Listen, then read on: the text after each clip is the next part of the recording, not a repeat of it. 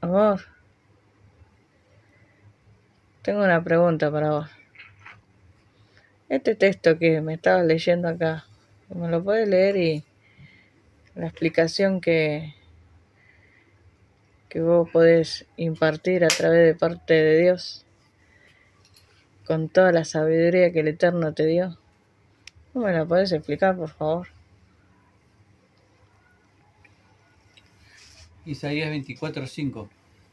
Y la tierra se contaminó bajo sus moradores, porque traspasaron las leyes, falsearon el derecho, quebrantaron el pacto sempiterno. ¿Qué significa sempiterno? Sempiterno es un acto hecho que no se quebrantará nunca, eternamente, para siempre.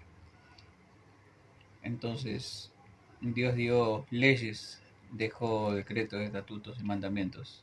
¿En donde los dejó? En la Torá. ¿Qué significa Torah? Torá significa Instrucción. instrucción. Me cuelgué.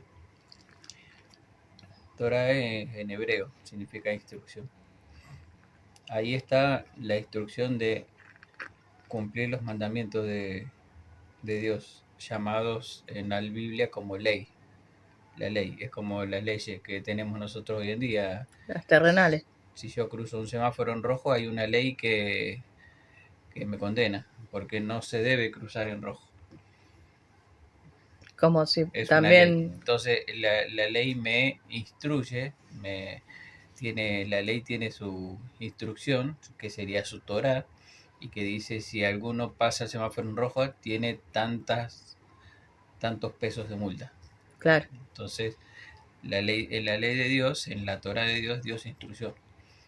Dios no prohíbe nada, sino que te muestra cuál es lo bueno y cuál es lo malo, qué es lo que agrada a Dios y qué es lo que no le agrada a Dios. Por eso, en el mandamiento que dice honra a tu padre y a tu madre, como cuando también dice debemos honrar a Dios, honrar no es, bueno, voy a honrar a mi padre, le voy a hacer un regalo, le voy a llevar unas pantuflas, le voy a regalar una camisa. La honra se trata de hacer algo para alguien de lo que a esa persona que vas a honrar le gusta. Por ejemplo, a mí que me gusta, bueno, la milanesa. la milanesa. Entonces, para mí es una honra muy linda de que me convides milanesa. Para Dios es una honra de que nosotros cumplamos con lo que a Él le gusta, y a Él le gusta que nosotros andemos en sus mandamientos. Y sí, y no solamente, perdón, la acotación, ¿no? Sino también ver más allá de lo que le gusta, ver sus necesidades. Sí, pero sus necesidades no entran en una honra. Ah, Por eso te aclaro de que honrar, honra a tu padre y a tu madre no significa, fíjate si les hace falta algo y honrarlos, no. claro, Honrarlos significa hacer lo que a ellos les gusta. Entonces, ¿cómo voy a honrar a mi padre y a mi madre? Haciendo algo que a ellos les gusta. ¿Qué es lo que le gusta a Dios? Dios le gusta que andemos en sus mandamientos, que claro, cumplamos su ley. Por ejemplo, me imagino que a un padre y a una madre le gusta que su hijo eh, obedezca en lo que ellos le enseñaron. Ya, si un padre le enseñó a no mentir, se siente honrado cuando ve que su hijo no mentiría jamás. claro. Y también hay casos o situaciones, ¿no? Que muchos no crecieron con sus padres. Y aún así la palabra nos enseña a honrarlos, porque no se trata de que si tu papá no fue tan bueno, es un padre que también hay que honrarlo. Sí, porque es un mandamiento de Dios. El mandamiento no dice si recibiste cosas buenas de tus padres, honralos, o si ellos cumplieron con vos, si te criaron bien, tenés que honrarlos. No. La palabra o el mandamiento, la instrucción de la Torah dice honra a tu padre y a tu madre. No dice que si ellos hicieron algo, porque si no, es como el mandamiento que Jesús dijo, si nosotros amamos a los que nos aman y tenemos cosas buenas con aquellas personas que las tienen con nosotros, ¿qué bien hacemos? No hacemos nada. Eso hacen inclusive la gente que no conoce a Dios. Pero nosotros, el amor de Dios se manifiesta en hacer algo por aquellos que no hicieron nada por vos, o por aquel que hace algo malo contra vos. Entonces, Ahí se demuestra el amor de Dios, en que alguien no hizo nada favorable a tu vida, pero vos sí haces algo favorable, de bendición, de beneficio para la otra persona. Y Él lo demostró en la cruz. No nos merecíamos la salvación, ni pertenecer al reino de los cielos, ni tampoco ser parte de la vida eterna. Pero Él lo hizo posible porque sin que nosotros lo mereciéramos, Él lo hizo posible. Claro. ¿Y el amor de Dios es un don dado por Dios? Sí, el amor de Dios es un don que Dios nos da, porque Él nos da una medida de fe y nosotros debemos hacerla crecer, ¿Y cómo la hacemos crecer? buscando de su palabra. Podríamos haber dicho antiguamente buscando del Espíritu Santo y el Espíritu Santo, pero el Espíritu Santo inspiró la Torá, la ley de Dios que fue escrita. El Espíritu Santo mismo, Dios mismo inspiró a los que escribieron. Entonces ahí está la instrucción. No es que a través de, como en estos tiempos, que ya nos quedan los últimos tiempos, en donde la gente piensa que el ser lleno del Espíritu Santo es una sensación, es algo que vos sentís, una fuerza, una energía que te viene, no es así. El Espíritu Santo es una convicción, es por eso que se detallan el fruto del Espíritu Santo. Vos te das cuenta si tenés al Espíritu Santo, si sos lleno del Espíritu Santo, si tenés amor, si tenés gozo continuo, a pesar de que te está haciendo todo mal, tenés gozo, demuestra que el Espíritu Santo está dentro tuyo. Tenés paz, como dice la canción, tener paz en medio de una tormenta. ¿Quién puede tener paz en medio de una tormenta? Se te viene la casa abajo y tener paz y decir, bueno, tendré que construir otra vez otra. Tener paz y tener fe y tener confianza. Claro. Estás teniendo el fruto del Espíritu que sobrepasa porque no está tu preocupación en las cosas que se ganan o se pierden acá en la tierra. Bueno, pero todas las personas están en un diferente proceso en la búsqueda de Dios, matando, agonizando su humanidad. ¿Y eso cómo se podría decir? Si por ahí hay personas que todavía le cuesta, pero están en ese proceso, que el Espíritu de Dios o la palabra le va enseñando. Eso se llama un proceso de madurez, porque el ser humano nace, crece y envejece, pero el Hijo de Dios nace, crece y madura. Ajá, Por eso Jesús, el que murió en la cruz, cuando vuelva, va a venir a buscar un fruto que haya madurado, no un cristiano que haya envejecido en una iglesia y haya estado años y haya tenido un cargo, un puesto, y no haya madurado, no entienda todavía de que debe seguir soportando a ese hermano que tiene al lado, que le cuestan algunas cosas, no digamos que es duro o es terco o esos atributos que se le dan a veces humanamente, sino que les cuesta, a unos nos cuesta más, a otros cuesta menos. Entonces el tema está en tener al Espíritu Santo que produzca en mí la paciencia para soportar al que está al lado mío y verlo con los ojos que ve Dios. Porque si yo no lo soporto, no lo aguanto y ya le puse un límite y dije, yo ya lo intenté, estoy viendo con ojos humanos. claro. Pero hay una canción que cantábamos siempre que decía, ayúdame a mirar con tus ojos. Es diferente. Vos ves con los ojos de Dios que podés y ves un alma necesitada, ves un alma Que que por está ahí herida. es dura, no entiende y le cuesta, pero es porque tiene áreas que entregarle, o tiene heridas, tiene dolores, tiene Tiene que hacer fallas, sanación, liberación. necesita sanidad y liberación. ¿Y cómo es eso de la sanación y de la liberación? Te lo pregunto como para que lo puedas explicar. Para muchas personas que por ahí no conocen mucho de Dios y no entiendan por ahí esta manera de hablar. La sanidad del interior es como la sanidad de una herida. Uno tiene que darle el tratamiento que necesita a través de la palabra de Dios y darle lugar a Dios y dejar que Dios sane, que cure esa herida.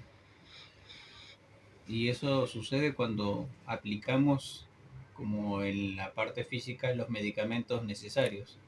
los medicamentos adecuados para contrarrestarlos. Cortar infección, sanar, cicatrizar, que no quede nada. Asimismo, en la palabra de Dios hay muchas herramientas que nosotros podemos utilizar. Perdonar, soltar, dejar ir, olvidar. Por ahí muchos dicen, no, pero yo no olvido, o es difícil olvidarse. Sí, no te vas a olvidar, pero olvidar en el sentido de que no te traiga más dolor. Te De vas a que, recordar claro, de algo que pasó, pero no para que te provoque dolor, sino para contarle a otro como una experiencia buena. Yo era así y y Dios, sané. claro.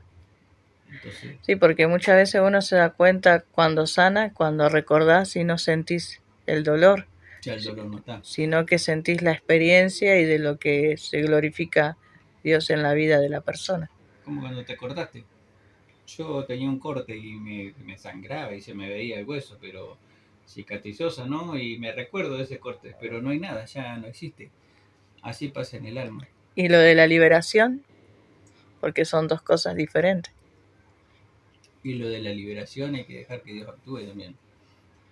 Que Dios nos tiene que hacer libres. Ese fue el mensaje que siempre me llama, me toca hablarlo muchas veces, del mensaje central de Jesucristo, de Isaías 61, que él dice, el Espíritu de Dios está sobre mí porque me ungió para sanar, para libertar a los oprimidos, para sacar de la cárcel a los que estaban en las cárceles, para hacer todo eso. Y está hablando toda sanidad, toda liberación del alma.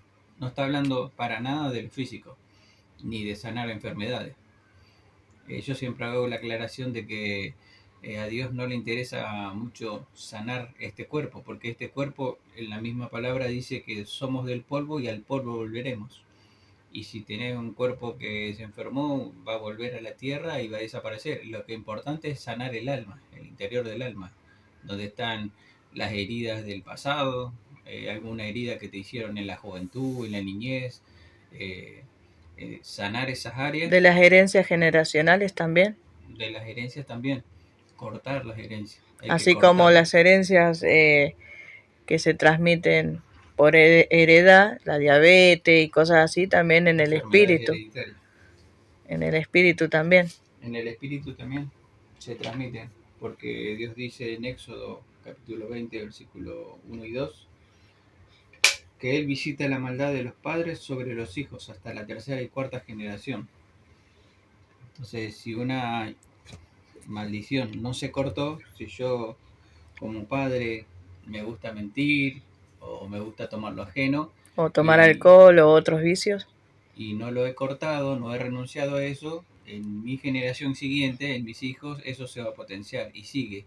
Y si no se corta ahí, sigue, de generación en generación se va transmitiendo, como las enfermedades hereditarias que se transmiten a través de los genes, a través de la sangre. Entonces es necesario cortar eso y ser libre para que heredemos bendición y no heredemos maldición. Y eso se detecta también a través del conocimiento de la palabra que el Espíritu Santo te revela de qué generación o qué área hay que renunciar. Y hay que buscarlo, hay que detectarlo, hay que hacer un rastrillaje, no buscando a ver quién fue, cómo fue, a ver, fue el tatarabuelo, no fue el bisabuelo, el bisabuelo así, no, el abuelo tenía esto, sino es más fácil, tenemos que buscar en nosotros qué áreas tengo. Me enojo enseguida, eh, tengo alguna actitud que no es buena y que va contra, porque todo lo tenemos que ver en el espejo De la de la palabra. Torah, de la ley de Dios, porque ahí me dice cómo debo ser. No, para todo ser humano, no solamente es una palabra para el cristiano, para el judío, para el israelita, es para todo el mundo. Hay una gran equivocación ahí que muchos creen que hay palabras de ahí que son exclusivas para el pueblo de Israel y no es tan así como el tan cuestionado día de Shabbat, el día de descanso, el séptimo día, El día del reposo. el día de reposo, que Significa Jesús lo aclara y dice, porque el día de reposo no fue hecho por causa del hombre. Sino el hombre por causa de Dios. Ahora lo voy a buscar en la Biblia y te lo leo.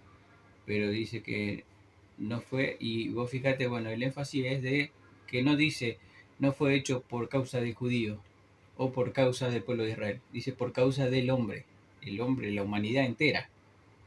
Claro. El día de descanso fue hecho por causa de la humanidad entera, no es por causa del judío. ¿Entendés? Entonces, no podemos decir, no, eso del día de reposo, del séptimo día, eso de la cultura judía. Aparte seríamos como antisemitas, si no, ¿no? Porque se supone que Dios no hace excepción de personas. No, no hace excepción, pero bueno, sí, el hombre cuestiona eso. Y si vamos al caso, Jesús nació en Belén. Jesús era de nacionalidad hebrea, era del pueblo de Israel, de la tribu de Judá. Era judío, Era judío. es judío. Es judío. Su lengua natal era hebrea. Y el hebreo fue creado por Dios mismo. El hebreo, si volvemos en la historia, es un pueblo que no existía, una nación que no existía. La creó directamente Dios. Y creó su lenguaje, su lengua, y creó todo lo que existe, sus leyes, la ley, qué hacer, conocer, la creó Dios mismo. Claro, pero hay mucha gente que por ahí le cuesta comprender, así como decías que dicen, no, eso es de los judíos. Pero Jesús dio su vida por toda la humanidad y no pueden entender la nacionalidad de donde Él provino. Y él, Jesucristo, proviene de la tribu de Judá, de la casa de Israel, que empezó con el llamado de Abraham. Abraham, que era parte de un pueblo pagano, sus padres, Tare, tenía muchos dioses en su casa, muchas imágenes y a quien adoraba, y Dios le dice a él, vete de tu tierra y de tu parentela al lugar que yo te mostraré. Y Abraham sale de ahí y cruza Claro, el porque la Jordán, palabra significa, el hebreo también significa la palabra el que cruzó. el que cruzado. Entonces ahí empieza el Y ahí inicio le de la dicen, nación. ese es el hebreo. Ahí por primera vez en una nación le llamaron Abraham el hebreo, porque en hebreo eh, era la palabra cruzado, el que cruzó el río, el que cruzó el Jordán. Entonces de ahí empieza la historia de la nación del pueblo de Israel. Desde Abraham, Abraham tiene al hijo de la promesa que es Isaac. Isaac tiene a dos hijos que son Jacob y Esaú. Y Jacob, siendo el menor, no le correspondía la bendición del mayor, pero él hizo la negociación del plato de lenteja y obtuvo la bendición del padre sobre él, Que compró la primogenitura. primogenitura. Y desde ahí Jacob pasa a ser el hijo elegido por Dios. Y Y que de Jacob nacen las 12 tribus de Israel, que son los 12 hijos de Jacob. porque peleó con el ángel de Jehová. Y fue cambiado su nombre a Israel. Y de ahí viene lo que se diferencia a lo que es Israel, la nación, a lo que significa el pueblo de Israel. Ahí hay una confusión también, ¿puede ser? Sí, el que nació en Israel, que es parte del pueblo de Israel, es un israelí. Yo no nací en Israel, pero no soy israelí, pero soy israelita, porque soy parte del pueblo de Dios, porque la enseñanza me dice que Israel es la vid, que es el olivo natural, y nosotros, siendo pueblo ajeno, una nación ajena a Israel, pero creyendo en Yahshua, en Jesucristo, somos como el olivo silvestre que es injertado, se puede injertar una planta. Entonces el olivo silvestre es injertado en el olivo natural y pasa a ser una sola planta, pasa a ser de la misma planta. Entonces así cada persona que sea de diferentes nacionalidades que cree en Jesucristo, en Yahshua, es injertado en Israel y pasa a ser parte de Israel.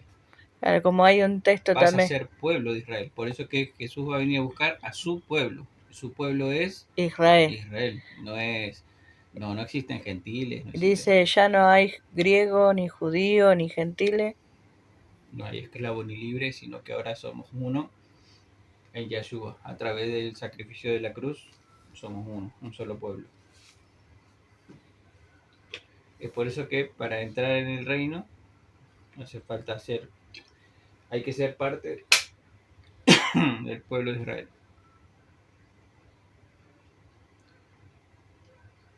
Y nosotros somos parte de las ovejas perdidas de la casa de Israel, ¿Por de qué? la parte de las 10 tribus que se perdieron, porque durante el reinado de David, luego del reinado de David y de Salomón, después esos fueron los últimos reyes, Saúl, David y Salomón, los últimos reyes que gobernaron a toda la nación de Israel. Pero después de ellos hubo una dispersión, en donde por causa mismo del pueblo mismo de Israel, por haber desobedecido a la Torah, al mandamiento de Dios, las cuales Dios le dijo esencialmente eso que veníamos hablando acerca del descanso. Le dijo Dios que podían labrar la tierra y cultivarla durante cierto tiempo y la tierra debería reposar también, Claro. deberían guardarla, porque en el séptimo año debía de reposar la tierra y ellos no hicieron descansar la tierra. Entonces Dios le dijo que los iba a castigar, los iba a llevar cautivos, lo iba a esparcir por las naciones. Es así como en el tiempo de, de Daniel, el profeta Daniel, la nación fue, las tribus fueron llevadas cautivas por los babilonios. Y ahí fue Daniel, Sadrach, Mesach y Abednego, cautivos en Babilonia. Ellos fueron parte de los judíos, la parte de la tribu de Benjamín y los levitas. Y las otras tribus fueron llevadas cautivos más tarde por los asirios. Y en el tiempo de Nehemías, la tribu de Judá volvió a Israel y reconstruyeron los muros. Nehemías y Esdras reconstruyeron los muros De de Jerusalén. Israel, de la nación, y volvieron. Son los judíos que actualmente están en Israel. Pero las otras tribus no volvieron, se perdieron en la entre las Y naciones, ahí es entre donde se puede decir que se mezclaron por las costumbres, porque dice su palabra que no se mezcle con las costumbres de este mundo y se sí, fueron perdiendo. se mezclaron, se mezclaron a tal manera en que, por ejemplo, Hoy en día, en la tomaron la, actualidad, por ejemplo. y hoy en la actualidad, por ejemplo, hay parte de las tribus de Israel que perdieron su identidad y se entremezclaron con las naciones y siguen las costumbres de las naciones en donde viven, en donde se encuentran. Y Dios este tiempo, que es el último, los está llamando a volver a su palabra, a su Torah, desde el tiempo en que Jesús vino. Cuando Jesús vino ya era el último tiempo, pero el principio de los tiempos, de los últimos tiempos. Ese fue el principio de los últimos tiempos. Estos últimos 2000 años son ya el último tiempo. Por eso Pablo, cuando predicaba, decía que el espíritu del anticristo ya moraba dentro de la iglesia. Sí, Y porque los era, mismos fariseos y los que estudiaban en el Sanedrín, estudiaban la ley de Moisés, le fueron en contra a Yahshua Jesús y no le creyeron. Y ahí ya estaba manifestándose el el espíritu anticristo. antimesías. Y ahora nosotros vivimos las postrimerías de los últimos tiempos. O sea, el final de los últimos tiempos. Si bien desde el principio, desde el tiempo de los apóstoles ya estaba, ya era el último tiempo, pero empezó el último tiempo, que ahora en el tiempo que estamos nosotros ya está terminando, por el tiempo que se está cumpliendo, porque ya se cumplieron 2000 años y queda por cumplirse la última semana de Daniel, la semana 70.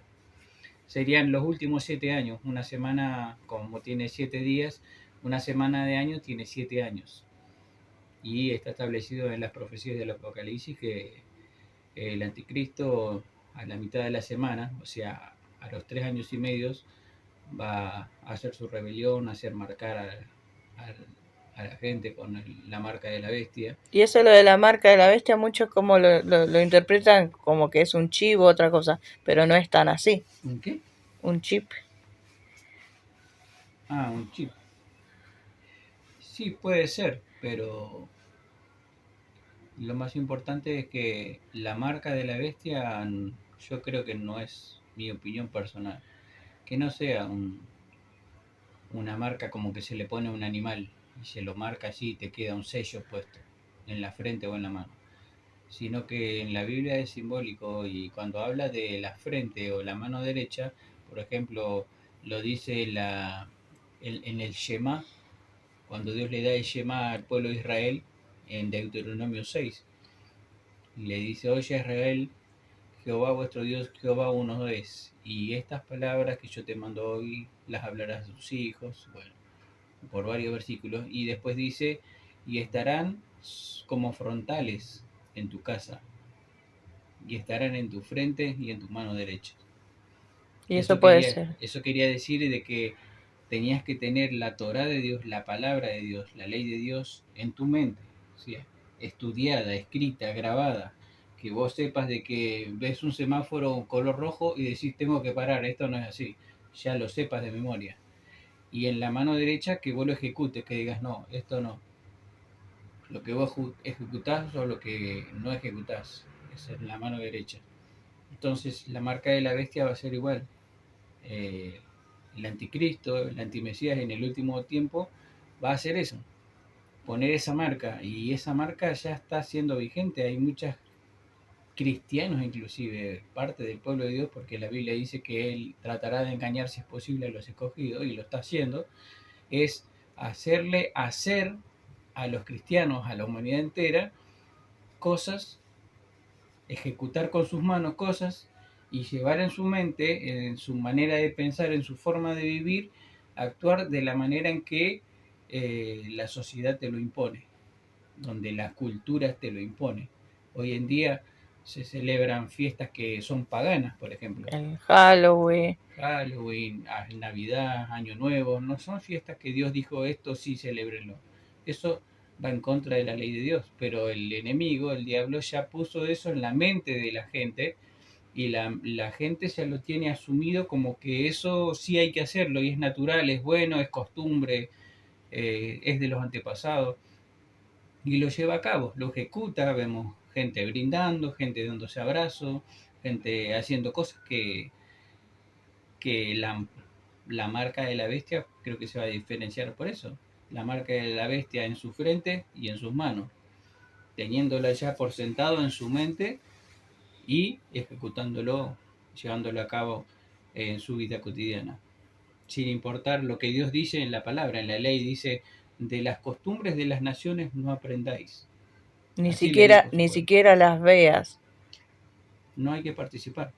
Entonces, hoy en día la gente participa. Entonces, mi opinión, mi observación con respecto a eso es de que muy posiblemente que ya la marca está siendo impuesta en toda la humanidad. Sin que la gente se diera cuenta. ¿Por qué? Sí, Porque no tiene porque te lleva conocimiento. la corriente. Por ejemplo, nosotros hoy, 1 de enero, Según el calendario gregoriano.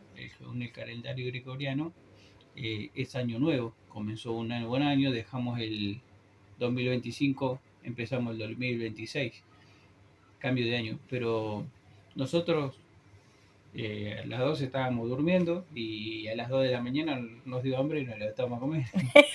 Entonces no celebramos ya como antes lo hacíamos, porque antes teníamos un velo y no nos dábamos cuenta, pero ahora sí el velo ha sido quitado, entendemos lo que la Torah dice, la ley de Dios en la Biblia dice: esto no es desagradable a Dios, y por eso honrar a Dios, como hablábamos hoy, es hacer lo que Él quiere, lo que a Él le gusta. Y si yo digo: voy a honrar a Dios llevándole un adorno para la iglesia, comprándole un traje al pastor, no estoy honrando a Dios.